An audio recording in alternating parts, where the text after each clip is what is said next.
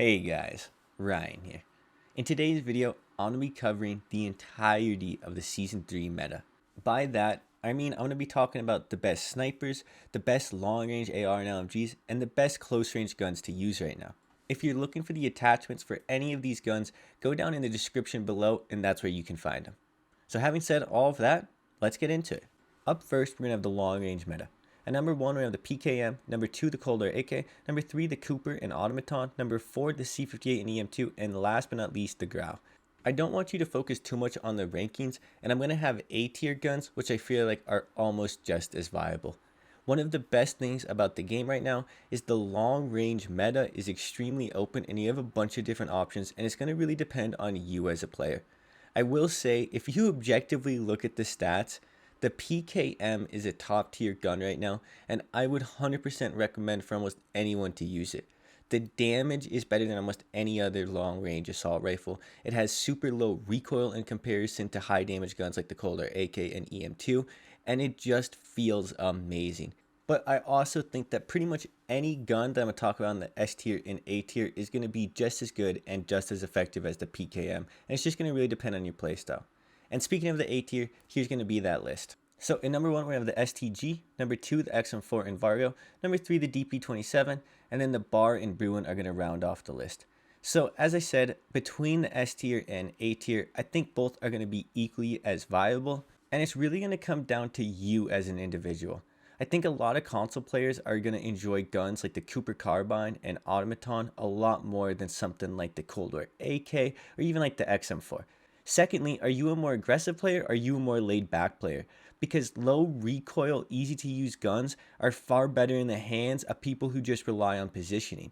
If you are someone who's often in super smart positions and you're just beaming kids 50 meters out, you want something like the Automaton, something kind of more low recoil. However, if you're a more aggressive player like myself, you want something like the XM4, Calder AK, even the PKM, as surprising as that sounds. So anyways, moving on from there, we're going to get into the close range meta. So at number 1, we're going to have the Owen gun. At number 2, the Type 100 and Well gun. Number 3, the MP40 Mono for MP5. Number 4, the Lapa and Calder MP5. And number 5, the CX9. I really don't think you guys should consider the rankings there that definitive or really that important.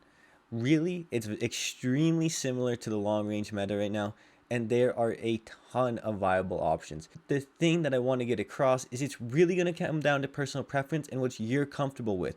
What guns are you comfortable hitting shots with? Because in my A tier list, it's going to be filled with guns like the Bullfrog, the PPSH, the MAC-10, all of those guns that really kind of come down to personal preference. Of course, I do think guns like the Owen gun, even the Well gun MP40 may have slightly faster time to kills than some of their Cold War counterparts, but that is not necessarily the most important thing, because while a super high time to kill is really good, you need to be able to hit your shots first and foremost, and that's where a lot of the Cold War and Modern Warfare guns shine, and that's why I think the meta is super balanced right now.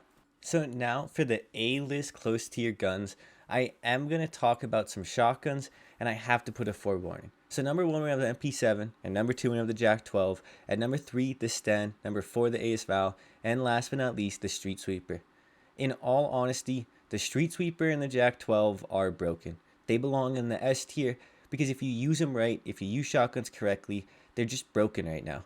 Now, I don't really want to advise people to use them because I somewhat find it a toxic playstyle. However, that is not meant to shame anyone who uses shotguns. I just find it to be a little toxic at times, and it's just something I am not a fan of when it's super meta. But I will say, if I'm talking about what is actually the close range meta, it would be wrong not to talk about something like the JAK-12 and Street Sweeper. They are ridiculously strong right now, and they dominate between 0 and 10 meters, and I would heavily recommend for people to use them if you are a fan of shotguns. I really don't want to be telling everyone to use them because that's not good, but do consider giving it a try if you are a fan of shotguns. Now I want to talk about snipers on Caldera. Number 1, we have the ZRG, number 2, the HDR, number 3, the AX50, and number 4, the 3-line rifle. So because of the way they change snipers, they essentially split them into light snipers and heavy snipers, and all of the snipers I just listed are what would be considered heavy snipers, and those are the ones you should probably be using on Caldera. However, for Rebirth Island, you're going to have a slightly different tier list because the headshot range of guns like the Kar 98 and Swiss was nerfed and is pretty bad for Caldera, but on Rebirth, it is still extremely good. I will say for Caldera, the ZRG has felt particularly good for me, but if you're a fan of old Modern Warfare snipers, then they're still absolutely amazing and still worth using. I found that the AX50 feels really good right now, and I was loving using it. I still enjoy guns like the HDR, don't get me wrong, but I did find the AX50 was a little more mobile. So now let's get into the Rebirth tier list. So at number 1, we have the SPR. At number 2, the Swiss in the Modern Warfare Kar 98.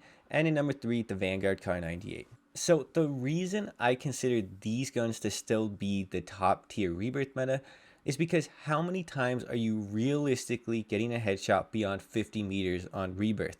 It really doesn't happen that often unless you're someone who just camps tower or something like that. And all respect to that type of playstyle.